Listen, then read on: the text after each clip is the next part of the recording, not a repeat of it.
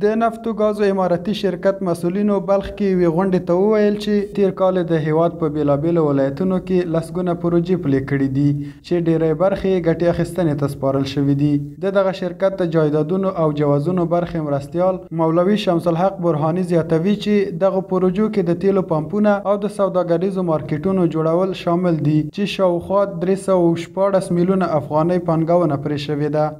ما شرکت نفت و گاز افغانستان در سال 1403 در حدود 316 میلیون افغانی در بخش تانگه‌های تیل، مارکت‌های تجارتی سرمایه گذاری کردیم در مختلف ولایات افغانستان. بیشتر تمرکز میکنم روی ولایت بلخ.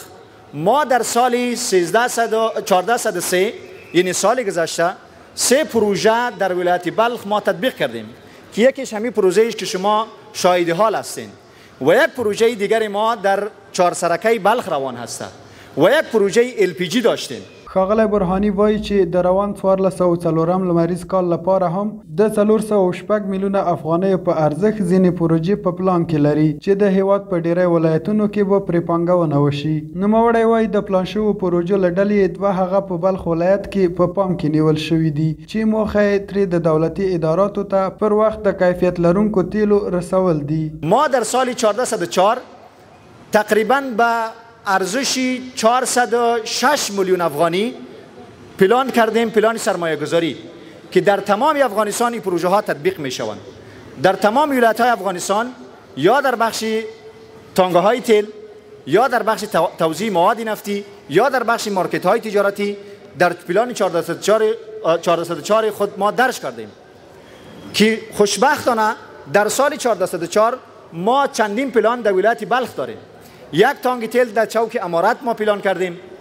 یک مارکت نزدیکی به می چوک امارات ما پلان کردیم. دغه غونډه چې د بلخ ولایت مرکز مزار شریف ښار کې د یوې اماراتي تیلو پمپ د ګټې اخیستنې په مناسبت جوړه شوې وه، ګڼو چارواکو پکې برخه اخیستې وه. د تیلو دغه پمپ چې د 6 میاشتو په موده کې جوړ شوی د یوې ملي سوداګر له لوري پرې 15 میلیونه افغانۍ پانګونه شوې ده. پروژه د افغانستان د اسلامي امارت د نفت و ګاز د محترم ریاست ملکیت دی چې د سباوانوارد شرکت یعنی حیات ګروپ لخوا پرې پانګونه شوې چې 15 میلیونه افغانۍ پرې پانګونه شوې او د 6 میاشتو په موده کې کاري چارې بشپړې شوې دي چې په دې جریان کې په سلهاوو کسانو ته په مستقیم او په غیر مستقیم ډول د کار زمینه برابر شوې. اوس مهاله برحال 10 کسان یا 10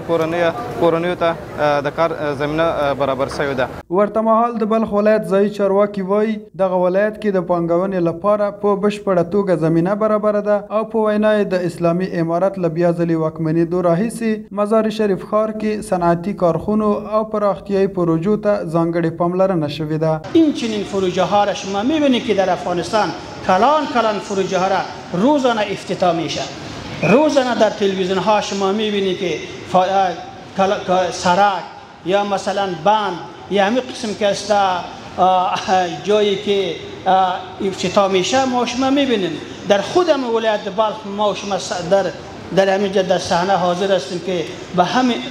در طول همین 2 سال یا 3 سال که بسیار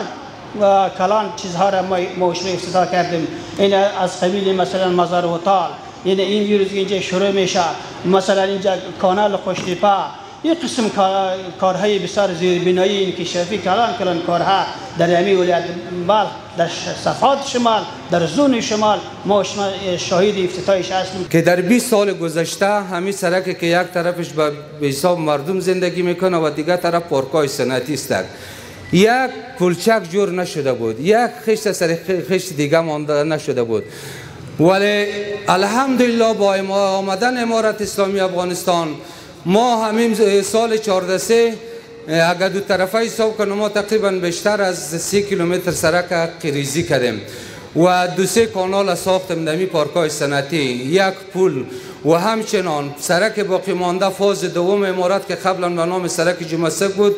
و از چهارراه امارت تا فاز دوم امسال ما 2.5 کیلومتر 3 کیلومتر در پلان خود داریم که این سرک با سرک خالد بن ولید ان شاء الله وصل میشه. د افغانستان نفت و ګاز اماراتي شرکت د مسولینو د معلوماتو پر بنسټ دغه شرکت په تیر 1403 لمریز کال کې د هیواد په کچه شاوخوا 110 میلیونه لیټره ګاز، ډیزل او پټرول د یوې ځانګړي قرارداد له مخې دولتي اداراتو ته ورکړي چې له دغه درکه یې 9 میلیارد افغانۍ عواید ترلاسه کړي دي. ضابط خان انځور، افغان نیوز، بلخ، مزار شریف.